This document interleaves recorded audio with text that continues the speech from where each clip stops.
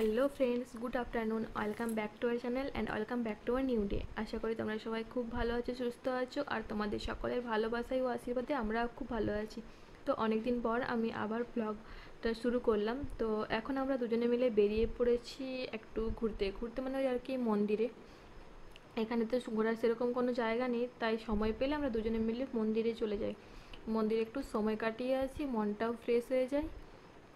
তো রাস্তা যেতে যেতে দেখো একটা পার্ক আছে, ছোটোখাটো আর কি।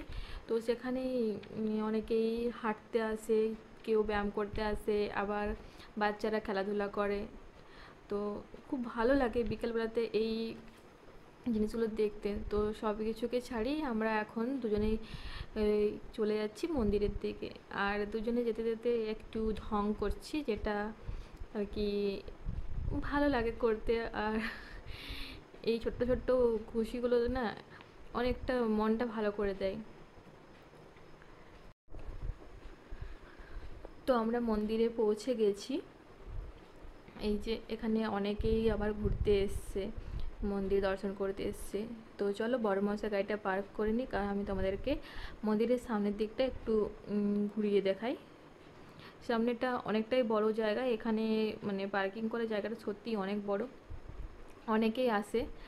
আর মানে পরিবেশটা জাস্ট দারুণ, অসাধারণ। মনটা সত্যি পুরো ফ্রেশ হয়ে যায়, সব ক্লান্তি যেন ঘুচে যায়। এই যে চলো গুটি গুটি পায়ে আমি মন্দিরের দিকে আগাচ্ছি। আর মন্দিরে গিয়ে দেখো হঠাৎ করে এখানে দেখছি জয়রা এসছে, মানে আমার একটা ফ্রেন্ডও এসছে। তো জয় আমার সাথে দেখা করতে এসছে, একটা ফুল নিয়ে এসছে, আমার হাতে ফুল দিল, ওই যে আবার দৌড়ে চলে যাচ্ছে। তো দেখো কি দারুণ লাগছে দেখতে।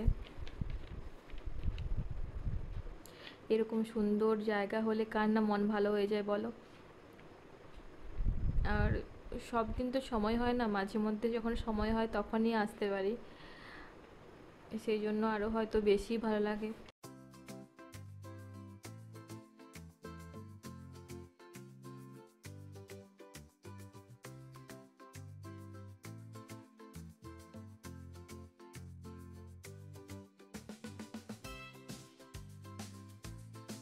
তো ফাইনালি আমরা মন্দিরে চলে আসলাম।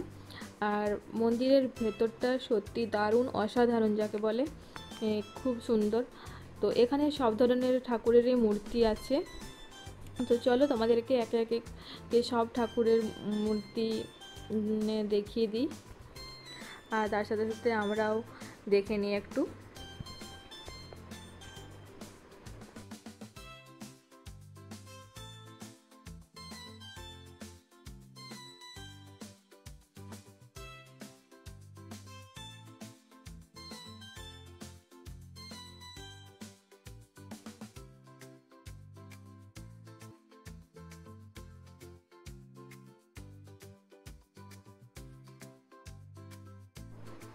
তো সব ঠাকুরকে দর্শন করে প্রণাম করে আমরা আবার বেরিয়ে পড়লাম মন্দিরের থেকে।